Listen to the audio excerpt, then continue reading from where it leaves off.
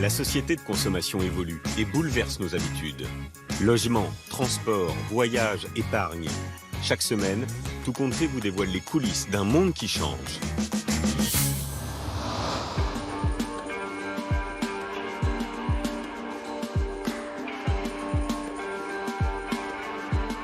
Ah, ça ouvre. Oh! Bonjour à tous, bienvenue, ravi de vous retrouver pour ce numéro exceptionnel de Tout compte fait, consacré cette semaine à la folie Apple. Comment la marque est parvenue en quelques années à vendre par millions des téléphones aussi chers qu'un SMIC. Regardez, ce téléphone, c'est le 10S, l'un des derniers nés de la famille Apple. Eh bien, il coûte 1155 € pièce, c'est du jamais vu. Pour ceux qui aiment l'or, là on rentre dans des produits très luxueux quand même. Alors que cache ce marketing du cool? La firme pratique-t-elle vraiment l'obsolescence programmée, comme l'affirment certains? I was shocked this was happening. That's very unusual. I've never seen anything like this. Dans les secrets du smartphone star, c'est une enquête signée Émilie Lambin.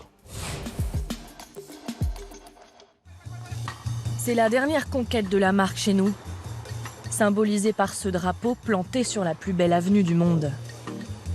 Ce dimanche matin, sur les Champs-Élysées, pour des centaines de fans, le moment est historique. L'inauguration du plus grand Apple Store de France. Les vendeurs font monter la température et à midi pile, c'est l'ouverture.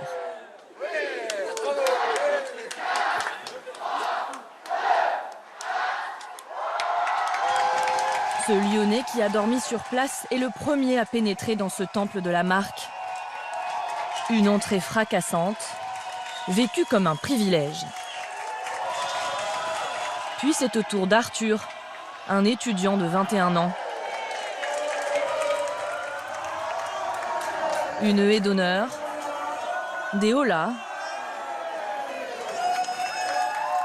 Ici, comme dans tous les Apple Store, la star, c'est le client.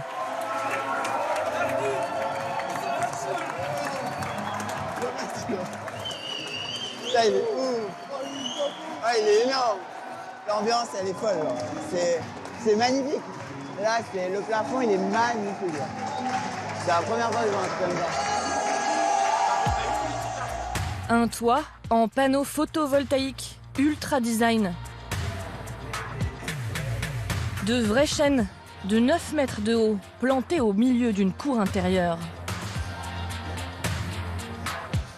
Il y a aussi des murs végétaux. Pour transformer cet ancien hôtel particulier en lieu à la fois bling-bling et écolo, il aura fallu 2 ans de travaux. Une rénovation à la hauteur des moyens illimités de la marque. Elle aurait coûté au bas mot 55 millions d'euros. Ah ouais, là, c'est beau, là.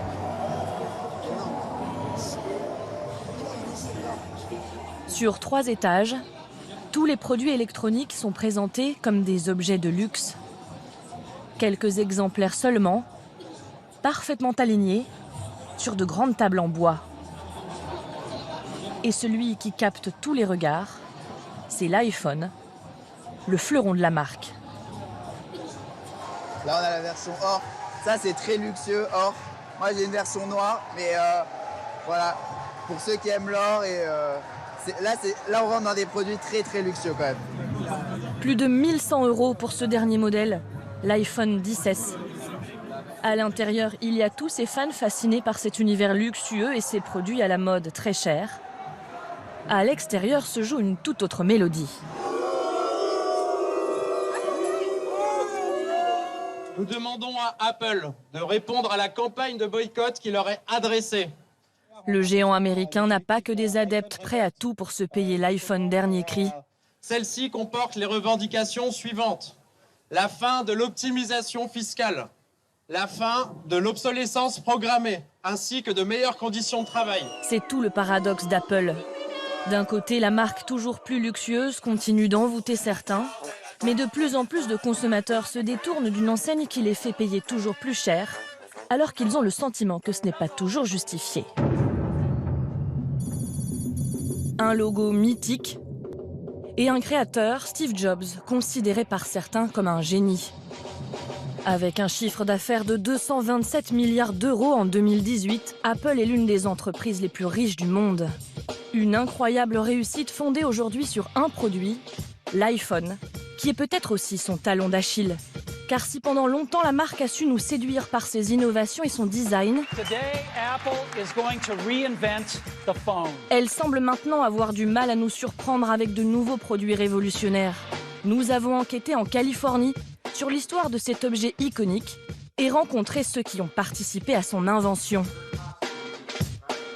Je me sens vraiment très chanceux d'avoir pu participer à la création d'un produit que tellement de personnes dans le monde utilisent au quotidien.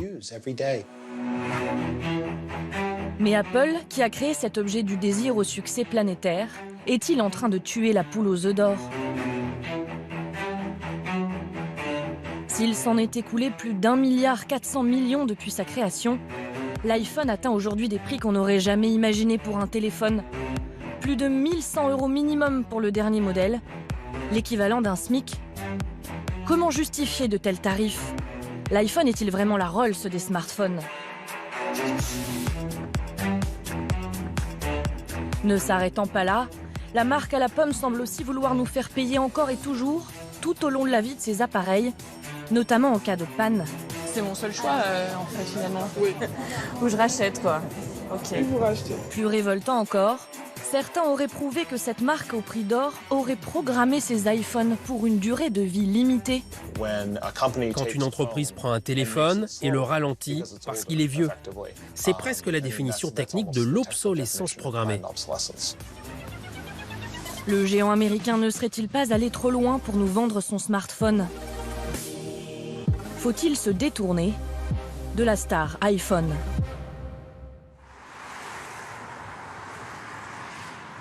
Rarement dans l'histoire, une marque n'a autant fasciné. À Palaiseau, en banlieue parisienne, dans la chambre de Raphaël, un homme trône comme s'il s'agissait d'une rockstar. Steve Jobs, un dieu pour cet étudiant en économie. Sur Internet, on pouvait acheter sa signature pour coller sur son Mac. Je l'ai eu à un moment sur mon Mac. Je l'avais enlevé, mais c'est la signature exacte de Steve Jobs. Ce culte l'a naturellement poussé à s'intéresser à tous les produits créés par son idole. Premier appareil que j'ai acheté, c'était l'iPad 2. C'était aux États-Unis, hein, à l'Apple Store de la 5e avenue, un des plus mythiques. Un premier achat classique pour le côté novateur et fonctionnel. On peut vraiment faire ce qu'on veut avec l'iPad. Mais très vite, cela tourne à l'obsession. Raphaël commence une collection, notamment de l'objet star de la marque, l'iPhone. Un iPhone 3GS qui est en super état, on dirait qu'il est neuf. Celui que j'ai le plus adoré, c'est le 8 en rouge.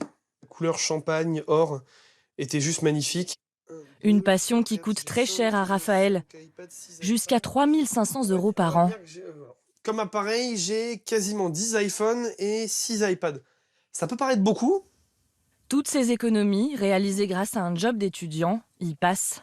Alors si j'ai envie de rigoler, je peux mettre Buzz l'éclair. Et j'ai des petites animations, j'ai Buzz qui va bouger. Mais à l'entendre, c'est plus fort que lui.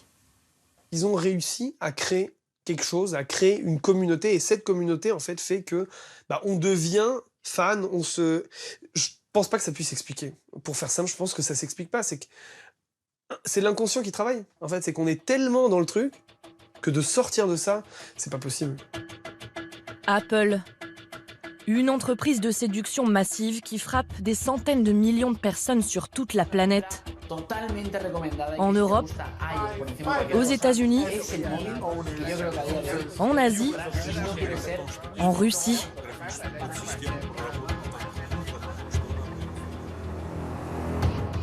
Nous avons sollicité la marque pour comprendre comment elle se rendait aussi séduisante. Malgré son image moderne et accessible, l'entreprise ouvre rarement ses portes aux médias. Alors pour tenter de percer le mystère Apple, nous allons mener l'enquête là où tout a commencé. Dans la Silicon Valley, non loin de San Francisco, aux États-Unis. À 80 km du célèbre Golden Gate, dans la ville de Cupertino, un gigantesque anneau de verre et de béton, presque irréel, est sorti de terre au printemps 2017. Surnommé le vaisseau spatial, c'est le nouveau quartier général de la marque, est le symbole de sa richesse, gagnée grâce au succès phénoménal de l'iPhone. Estimé à 4 milliards d'euros, l'équivalent de 11 stades de France, c'est l'un des bâtiments les plus chers jamais réalisés au monde. Le site, entièrement alimenté par les panneaux solaires de son toit, s'étend sur 70 hectares. Faute de pouvoir y mettre les pieds, nous avons récupéré ces photos qui montrent un univers futuriste. Le design est à l'image des produits de la marque, épuré, soigné jusque dans les moindres détails. Dans cette ambiance de science-fiction, 12 000 employés travaillent dans le secret absolu et la forteresse est bien gardée. Vous pouvez juste filmer l'extérieur, mais ne zoomez pas. Les salariés du groupe ont reçu pour consigne de ne pas parler de leur travail. Non, on n'a pas le droit de vous parler. Non, désolé, je ne peux pas. L'un des moyens d'approcher les secrets d'Apple, c'est de s'adresser aux anciens salariés, qui ne sont plus liés par le secret, justement. Comme cet amateur de belles voitures. Ken Kocienda a travaillé en tant qu'ingénieur chez Apple pendant 15 ans, avant de quitter la société en 2016. Il était temps pour moi de passer à autre chose. Mais c'est encore très difficile d'oublier ma relation avec Apple. En fait, c'est un peu comme un divorce. On s'est quitté en bons termes, mais je ressens encore beaucoup d'émotions. Il faut dire que l'ingénieur a vécu une relation particulièrement intense avec cette entreprise, dirigée par une très forte personnalité, Steve Jobs. Voilà le bâtiment principal, Infinite Loop One. C'est là-bas que Steve avait son bureau, 4e étage à gauche, juste au-dessus des drapeaux, vous voyez? C'est là que se trouvait le bureau de Steve Jobs. Fidèle au grand mythe de la Silicon Valley, l'aventure Apple a en fait commencé à 5 km de là, dans un garage. Au 2066 Chris Drive, précisément, à Los Altos, la maison d'enfance de Steve Jobs. C'est ici, en 1976, qu'il commence à bricoler des ordinateurs avec son compère Steve Wozniak. Il a alors 21 ans. Avant d'inventer l'iPhone, l'autodidacte Steve Jobs a sorti plusieurs produits qui à chaque fois ont été une petite révolution. En 1984, il dévoile le Macintosh, le premier ordinateur grand public avec une souris. Puis son successeur coloré iMac, 14 ans plus tard. Nouveau coup de maître en 2001, cette fois avec l'iPod. Ce petit objet que l'on peut emmener partout, avec des milliers de morceaux de musique téléchargés. Des inventions qui vont conquérir le monde, présentées de manière totalement nouvelle par un grand patron en jean basket qui joue la carte de l'humour. You ever wonder what this pocket's for? I've always wondered that. Well, now we know, because this is the new iPod Nano.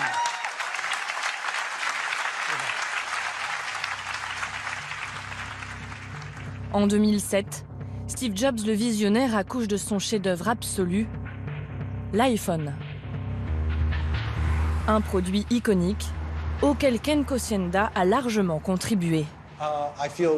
Je me sens vraiment très chanceux d'avoir pu participer à la création d'un produit que tellement de personnes dans le monde utilisent au quotidien. L'ingénieur a en effet créé l'un des éléments qui a fait le succès de l'iPhone. Son clavier tactile avec correcteur automatique. Mon travail, c'était de faire en sorte que l'on tape quelque chose et que ça fonctionne, alors qu'il n'y avait plus de touches physiques. Il fallait que je trouve comment taper sur un écran tactile, sur un morceau de verre, et il fallait que j'utilise ce logiciel pour ça. Et ça, c'était mon défi, et ça a vraiment été très difficile. Une prouesse technologique et à la clé une simplicité d'utilisation pour le consommateur, la recette d'Apple depuis toujours. Le résultat, c'est que vous pouvez taper sans faire de faute d'orthographe. Enfin, j'espère. Ça, c'est la petite touche de magie que j'ai essayé de mettre dans ce produit depuis le début. Cette petite touche de magie sur l'iPhone, c'est l'un des secrets de son incroyable réussite et qui a jeté les bases des smartphones que l'on utilise aujourd'hui, toutes marques confondues. Voici le cahier de notes que j'avais toujours sur moi quand je travaillais sur l'élaboration du premier iPhone. C'est le tout début de mon travail sur le logiciel du clavier. L'idée, c'était de faire rentrer un clavier dans cette toute petite partie de l'écran. Là, regardez, là, cette toute petite partie. Au début, j'avais eu l'idée de faire des touches plus grosses. Parce qu'en fait, avant la correction automatique, c'était trop difficile de taper sur des toutes petites touches. La création de ce clavier révolutionnaire lui a demandé 2 ans de travail. Ça, c'était accroché sur la porte de mon bureau pendant 15 ans. En tant que salarié, Ken Kocienda a très bien gagné sa vie, mais il n'a pas fait fortune pour autant. Cette invention lui a surtout permis d'être adoubé par Steve Jobs en personne. Voici le tout premier iPad. J'ai développé le clavier de celui-là aussi. Et vous savez, il est un peu spécial, parce qu'il a été dédicacé par Steve Jobs. Grâce au succès de l'iPhone, il a même fini par faire partie du cercle très fermé de ceux qui rendaient directement des comptes au grand patron d'Apple. Des réunions intimidantes, face à un homme qui savait exactement ce qu'il voulait. Cette expérience marquante, Ken Kocienda la raconte dans un livre. Voici la pièce où on faisait les démos devant Steve. Il pouvait être très intimidant. Il vous disait exactement ce qu'il pensait. Et quand vous lui montriez une démo qu'il n'aimait pas, il n'hésitait pas à vous le dire, parfois de manière très très dure. Un jour, je lui ai montré une démo qui n'était pas très bonne, je vous l'accorde. Et il a regardé le téléphone comme ça, et il m'a dit « Mais c'est de la merde !» D'un autre côté, quand il approuvait votre travail, cela voulait dire que votre créativité allait sortir dans le monde entier, dans un produit Apple. Donc pour moi, pour ma carrière, c'était important de chercher à avoir l'approbation de Steve. Une carrière placée sous le signe du secret, l'autre obsession de Steve Jobs, a son paroxysme pendant la création de l'iPhone. L'ingénieur avait ainsi interdiction de parler à qui que ce soit de son travail, pas même à Jean, sa femme depuis 25 ans. Je savais que Ken travaillait sur quelque chose, mais je ne savais pas du tout ce que c'était. Mais par exemple, quand on partait en voyage et qu'il me laissait son sac avec son ordinateur, je le tenais très très fort comme ça, jusqu'à ce qu'il revienne. Je mettais mes bras comme ça autour. Je ne voulais vraiment pas être la personne qui allait le perdre. Le secret, ça permettait à des gens comme Steve Jobs de créer la surprise quand il faisait une annonce. C'était très précieux pour l'entreprise. C'est pour ça que j'ai toujours pris ça très au sérieux. Entretenir le secret pour mieux surprendre, un des éléments clés du génie marketing de Steve Jobs. Ce 9 janvier 2007, lorsqu'il monte sur scène à San Francisco, This is a day I've been looking forward to for 2.5 years. Le public s'attend à l'annonce d'un nouveau produit de la marque, mais n'a aucune idée de sa nature. Today, we're introducing 3 revolutionary products of this class. Dans une mise en scène calibrée au millimètre, il s'amuse à créer le suspense. An iPod, a phone, and an internet communicator. An iPod, a phone. Are you getting it? These are not 3 separate devices. This is one device. And we are calling it iPhone. Today, Today, Apple is going to reinvent the phone. Le monde découvre alors pour la première fois ce téléphone tout tactile, un peu magique, vendu à l'époque 400 €. Now, just slide it across. Boom. Depuis ce jour, les modèles d'iPhone s'enchaînent, toujours plus design, plus performants et à chaque fois plus chers. We're introducing iPhone 4. Le 4, 629 €. iPhone 6. Le 6, 709 €. iPhone 8. Le 8, 809 €. Jusqu'au dernier modèle sorti il y a 4 mois, iPhone XS. vendu à partir de 1155 €. Aujourd'hui, l'iPhone est devenu un produit de luxe.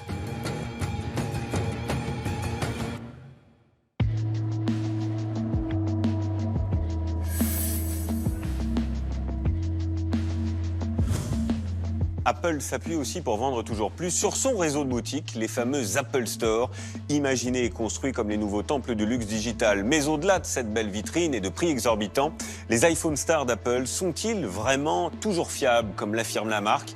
Les équipes de Tout compte fait ont mené l'enquête, notamment sur les accusations d'obsolescence programmée, avec des révélations à la clé. « 1155 € minimum, l'équivalent d'un SMIC. Voilà donc ce qu'il faut débourser aujourd'hui pour posséder le smartphone dernier cri du géant américain.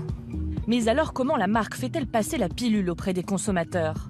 Comment arrive-t-elle à leur faire débourser cette petite fortune? Malgré son prix, il s'en est officiellement écoulé en 2018 140 millions à travers le monde. Il faut dire que la marque sait y faire, avec une technique de vente à double détente. D'abord, flatter le client en l'accueillant dans des magasins au design élégant, mobilier en bois clair, murs blancs. Les 500 Apple Store du monde entier sont tous conçus sur le même modèle, spacieux, lumineux, avec une sensation de bien-être. Il faut que le client se sente à l'aise. Ensuite, il y a des vendeurs. Bon, quel est votre nom? À l'attitude plutôt cool et à l'argumentaire bien rodé. Cette partition, un jeune homme la connaît sur le bout des doigts. Cela fait 8 ans que Frank porte ce t-shirt, l'uniforme du vendeur Apple. Quand on reçoit tous le t-shirt, on se dit ça y est, je travaille pour Apple, ça fait son petit effet, on va dire. À 31 ans, il travaille dans l'un des 3 Apple Store parisiens pour 1500 € net par mois. Il va nous dévoiler les 5 piliers de la vente selon Apple, sur la base des 5 lettres de la marque. A, comme approcher le client. La probe, en français, on a traduit ça par demander la permission au client de lui poser des questions. Ensuite, présenter les produits. Une technique de vente somme toute assez classique. Au client. Listen, donc c'est écouter. Donc écouter les remarques du client ou ses oppositions, donc savoir les accueillir aussi, hein, puisque le client peut parfois être très critique avec la marque. Par exemple, c'est trop cher, ça on l'entend tout le temps. Et pour cette question fréquente sur le prix, voilà ce qu'ils doivent répondre du tac au tac. Là, je suis supposé répondre. Je comprends ce que vous dites, mais comparez-le avec d'autres téléphones. Regardez la qualité des matériaux qui sont utilisés. Dites-vous qu'en plus, un iPhone, ça dure quand même plus longtemps que, en termes de durée de vie, ça dure plus longtemps qu'un autre appareil. La qualité photo qui est exceptionnelle. Voilà, ce genre d'arguments pour justifier le prix élevé d'un iPhone. Qualité des matériaux, qualité photo, durée de vie. Ces arguments sont-ils valables? Nous avons voulu comparer l'iPhone XS, vendu 1155 €, à ses concurrents directs, toujours moins chers que lui. Le Note 9 du coréen Samsung, 1009 €, et le dernier smartphone de la marque chinoise Huawei, 999 €. Dans les bureaux de ce site internet spécialiste des tests sur les produits numériques, Rémi Jacquet s'occupe des smartphones. Première constatation, le téléphone du géant américain permet de stocker nettement moins de données que ses concurrents. Sur l'iPhone, on est à 64 Go. Sur le Note 9 et sur le Huawei, on va être à 128 Go. On a 2 fois plus sur le Samsung et le Huawei que sur l'iPhone pour moins cher. L'iPhone s'en sort-il mieux sur un autre critère déterminant à l'achat? Donc, l'appareil photo. Donc du coup ici on a une scène qu'on a créée de toutes pièces, donc avec des éléments qui vont permettre de juger par exemple ici de la colorimétrie. On va avoir des textures différentes, des jeux de contraste un peu différents également. Et on va avoir également des éléments qui sont beaucoup plus graphiques, qui vont permettre d'évaluer précisément le niveau de détail des photos. Rémi réalise une série de photos avec les 3 téléphones, à la lumière du jour, donc là, hop. Mais aussi dans l'obscurité. Et voilà. On n'y voit plus grand-chose. Mais là, on voit quand même que les smartphones s'en sortent pas si mal. Ils arrivent quand même à voir quelque chose. Sur la qualité de la photo, le Huawei est un peu en dessous. C'est des images qui sont beaucoup moins naturelles. On le voit en fait que c'est très contrasté. Les textes ressortent beaucoup trop par rapport à ce qu'on voit en vrai. Apple et Samsung, eux, sont ex-aequo. Donc tous nos éléments sont bien rendus. On n'a pas de problème majeur. En fait, c'est vraiment très bon. Même constat pour la résolution de l'écran. Hop. Dernier élément déterminant, l'autonomie. Donc notre test d'autonomie, on utilise une application. Donc on va lancer des pages internet, envoyer des SMS, passer des appels, envoyer des mails. En gros, tout ce qu'on fait avec un smartphone. Et tout ça, on va le répéter pour avoir quelque chose qui soit proche de l'usage des Français. Là encore, aucun smartphone ne se distingue sur ce point. Ils tiennent tous les 3 environ 16 heures. En résumé, d'un point de vue technique, l'iPhone ne serait pas plus performant que ses concurrents. Et pourtant, il est vendu un peu plus cher. Mais la marque à la pomme ne se contente pas de vous faire payer plus à l'achat. Autour de son smartphone star, elle a en effet construit tout un écosystème. Câbles spécifiques, logiciels propres à la marque, synchronisation des données avec l'ordinateur, la tablette, bref, un produit en appelle un autre. Et en cas de panne, les dépenses pour le consommateur flambent encore.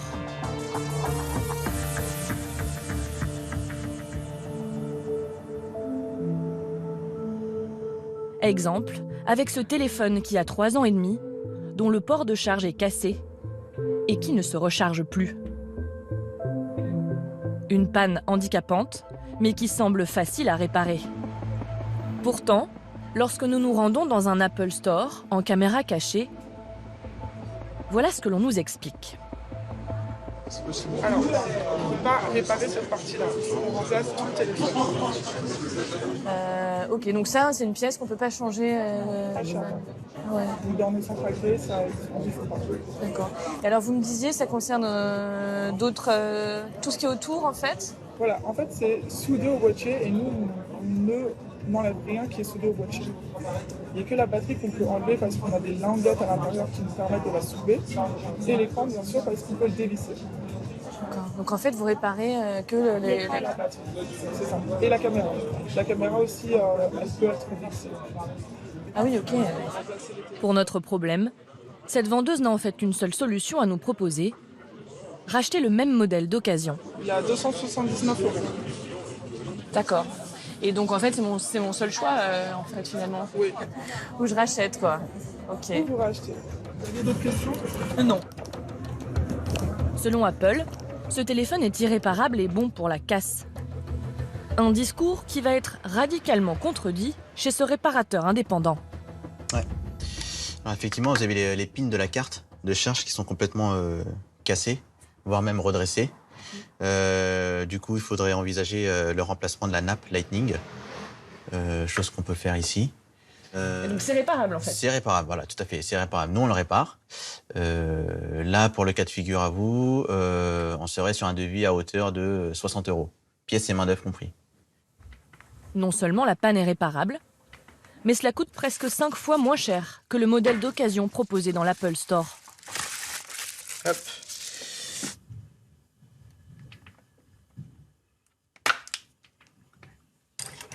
Là, on va opérer en fait sur cette zone-là. Donc là, ici, c'est la pièce à changer. Et pour le faire, je vais être obligé de retirer l'écran. Et puis après, ça va être juste une histoire de vis et de changement de pièce. Pourquoi Apple m'a dit que c'était pas réparable? Parce que c'est pas des genres de réparation qu'ils font.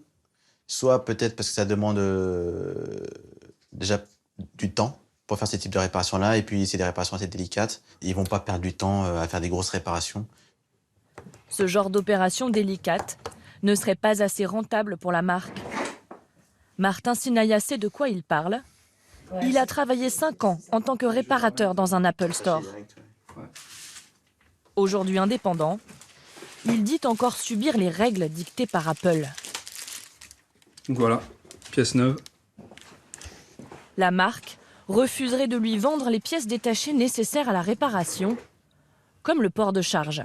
On est quasi identique au constructeur. Il est contraint de se fournir en Chine pour obtenir des pièces compatibles. On n'a pas l'agrément Apple. Si vous voulez, il y a les Apple Store. Après, il y a les centres agréés Apple qui, eux, ils ont l'agrément, c'est-à-dire le droit de faire des réparations pour la marque Apple. Et vous avez les centres non agréés comme nous. Donc, du coup, on n'est pas livré par Apple. Ils veulent garder leur monopole de la réparation, quoi. Apple nous a confirmé fournir des pièces détachées uniquement à son réseau agréé pour maintenir et garantir une qualité de réparation. Pour avoir des pièces détachées estampillées Apple, il faudrait que Martin Sinaya devienne membre de ce réseau. Il devrait alors se plier au cahier des charges de la marque, comme par exemple l'apparence générale du magasin, où l'intérieur doit être décoré avec des tons clairs, élégants et lumineux. Le magasin doit aussi payer des formations, 1 500 €, 2 230 €, jusqu'à 5 000 € au total pour chaque réparateur. Finalement, être agréé reviendrait à devenir une franchise d'Apple et appliquer la même politique de réparation, avec laquelle Martin n'était pas toujours d'accord. C'est assez limité en termes de réparation, parce que pour eux, ils se disent qu'une machine qui a plus de 5 ans, c'est considéré comme vintage. Et que derrière, on est confronté à des cas de figure, des fois, où effectivement, le client a un appareil qui a plus de 5 ans. Pour moi, je trouve ça un peu dommage que je ne puisse plus rendre service à ce client-là, alors que c'est possible. En plus de limiter les réparations sur nos téléphones, la marque chercherait-elle aussi à limiter leur durée de vie pour en vendre toujours plus? Et pour atteindre ce but, serait-elle tentée d'aller encore plus loin? De programmer, dès sa conception, la date à laquelle un téléphone ne sera plus utilisable. C'est un scandale qui a récemment éclaté grâce à la curiosité d'un homme qui habite de l'autre côté de l'Atlantique. Il travaille au Canada, à Toronto, 2,8 millions d'habitants. Cette ville au bord du lac Ontario est le pôle technologique du pays. John Poole est ingénieur. Il dirige une société informatique d'une dizaine de personnes qui a en ce moment le vent en poupe. Ce quadra a en effet inventé une application assez pratique, destinée aux particuliers et que l'on peut télécharger très facilement. Elle permet de mesurer les performances des téléphones et des ordinateurs, notamment leur rapidité. Une application qui cartonne, 2 millions de personnes l'utilisent dans le monde entier. En novembre 2017, la femme de John Poole se plaint d'un problème que vous avez peut-être déjà rencontré si vous possédez un iPhone, le ralentissement après une mise à jour. Elle est venue me voir et elle m'a dit qu'elle sentait que son téléphone avait ralenti. Elle se demandait s'il ne fallait pas qu'elle en rachète un autre. Il y a eu cet épisode et toutes les plaintes des utilisateurs qui disaient que leur téléphone était lent. Ça a résonné comme un refrain familier dans ma tête et je me suis dit, ok, là, il y a un problème. Pour en avoir le cœur net, il lance son fameux logiciel sur le téléphone de sa femme. Normalement, il devrait y avoir un score de 2500 points. Et là, il y a un score de 1035. Donc c'est vraiment beaucoup plus lent. John se penche alors sérieusement sur la question. Dans ses serveurs, il dispose de millions de mesures effectuées par les utilisateurs de son logiciel dans le monde entier. En épluchant les résultats obtenus avant et après la même mise à jour que celle de sa femme sur le même modèle d'iPhone, il fait une découverte à peine croyable. C'est 30 à 35% des utilisateurs de mon logiciel et qui ont un iPhone 6S qui ont été affectés par ce problème. Ce pourcentage correspondrait selon lui à 1 million de personnes dans le monde. J'étais choqué. C'est vraiment très inhabituel. Je n'avais jamais vu quelque chose comme ça de toute ma carrière. Ça ressemble vraiment à de l'obsolescence programmée. Quand une entreprise prend un téléphone et le ralentit parce qu'il est vieux. C'est presque la définition technique de l'obsolescence programmée. Pour la première fois, John Poole vient d'apporter un élément scientifique sur ce qui n'était qu'une impression de beaucoup d'utilisateurs d'iPhone. Quand il publie sa découverte sur son blog en décembre 2017, l'information est reprise dans le monde entier. Le chef d'entreprise devient même une star des plateaux télé. Je ne m'attendais pas du tout à ce que tout le monde en parle comme ça. C'est très surprenant. Mais vous savez, quand les gens découvrent que des entreprises comme Apple brident leur téléphone et opèrent sans rien dire, sans être transparents, beaucoup de gens deviennent mécontents. Face à ces attaques, Apple répond à peine quelques jours plus tard. Et encore plus inhabituel pour la marque, elle s'excuse, mais conteste les accusations d'obsolescence programmée. Nous n'avons jamais cherché et ne chercherons jamais à faire quoi que ce soit pour écourter intentionnellement la durée de vie d'un produit Apple, dans le but de contraindre le consommateur à renouveler son matériel. Elle avoue malgré tout avoir volontairement bridé certains modèles après la mise à jour, pour prévenir les arrêts inattendus des téléphones. Et elle décide même de proposer une remise sur le remplacement des batteries de certains modèles d'iPhone, devenus plus lents après une mise à jour notamment. Un mea culpa en demi-teinte, un geste commercial. Tout cela ne réussit pas à éteindre l'incendie, au contraire. Des plaintes sont déposées dans 3 pays, aux États-Unis, en Israël et chez nous en France. À Paris, une association a fait de la lutte contre l'obsolescence programmée son cheval de bataille. Et elle est bien décidée à traîner Apple devant les tribunaux.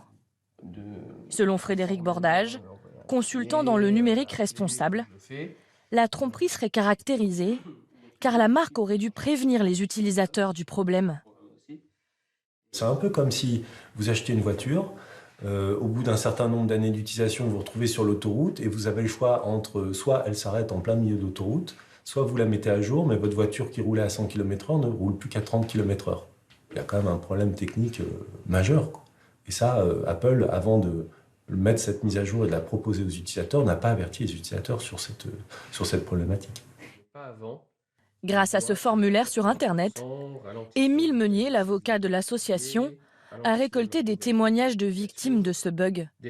Près de 2000 personnes. Autant d'éléments qui viendraient épaissir leur dossier. Mais pour faire condamner Apple, ils doivent prouver que ce ralentissement serait en fait une manœuvre de la marque pour pousser les consommateurs à racheter un appareil neuf. C'est pas la première fois qu'une mise à jour ralentit les téléphones. Et on se rend compte qu'en fait, à chaque fois que le téléphone est ralenti par une mise à jour, c'est au même moment ou un peu avant la sortie d'un nouvel iPhone. Et que ça date pas d'hier.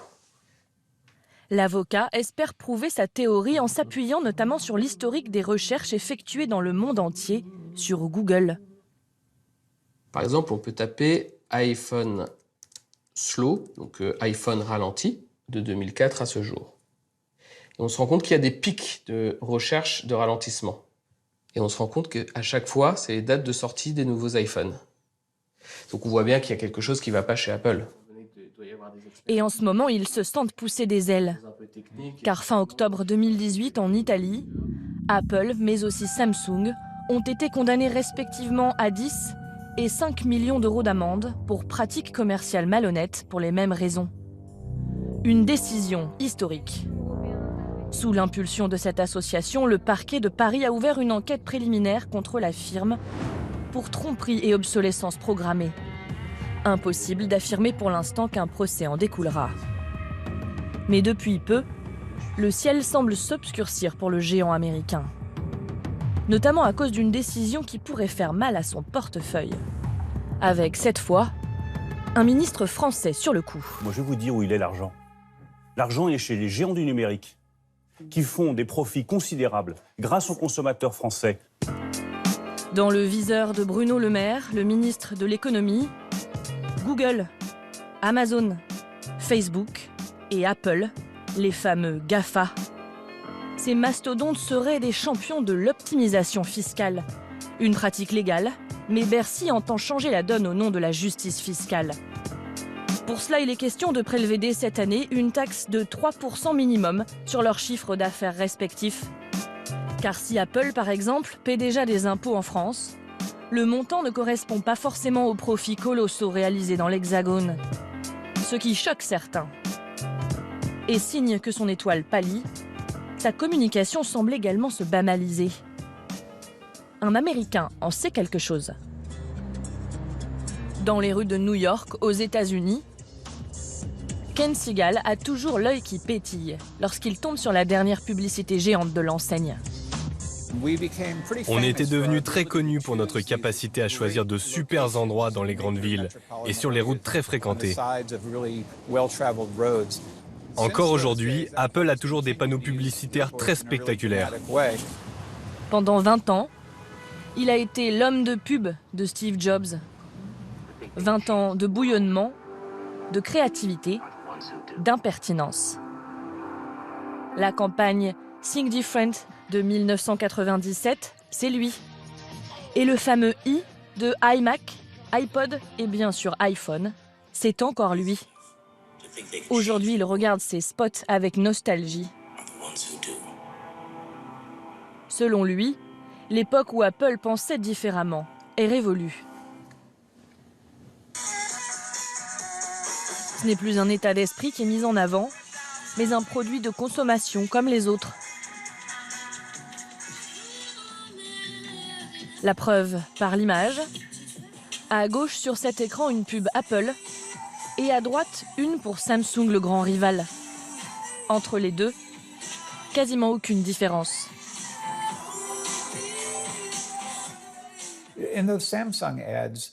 Les publicités Samsung, c'est une liste de caractéristiques techniques et de très belles images. Et si vous regardez la dernière pub pour l'iPhone, c'est exactement pareil. Quand vous devenez gros, vous avez le choix entre deux directions. Soit vous continuez d'être cette entreprise impertinente, qui a du cran, comme l'était Apple. Vous pouvez maintenir cette image de « on pense différemment, on est irrévérencieux et on veut changer le monde », ce genre de choses. Ou alors, vous pouvez faire des choses pour le grand public, parce que vous voulez protéger votre grandeur et que vous ne voulez pas prendre le risque d'énerver quelqu'un ou que les gens se mettent à vous détester. Pour cet intime de Steve Jobs, la marque serait rentrée dans le rang, avec comme seul objectif, vendre le maximum d'iPhone. Et même si grâce au prix pratiqué, Apple continue d'afficher des bénéfices records, les ventes des iPhones commencent, elles, à marquer le pas.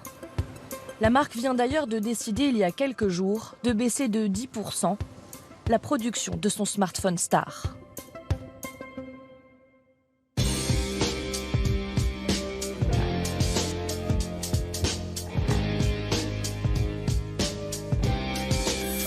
Et si la rentabilité se porte aujourd'hui toujours très bien, les ventes, elles, pour la première fois d'iPhone s'essoufflent. Preuve qui ne trompe pas, le géant américain s'est récemment fait doubler par le chinois Huawei et a revu sa production d'iPhone à la baisse. Le modèle Apple a peut-être aujourd'hui atteint ses limites. Merci de votre fidélité, c'est la fin de ce nouveau numéro de Tout compte fait exceptionnel et on se retrouve très vite sur France 2 bien sûr. Et d'ici là, restez curieux. Ciao.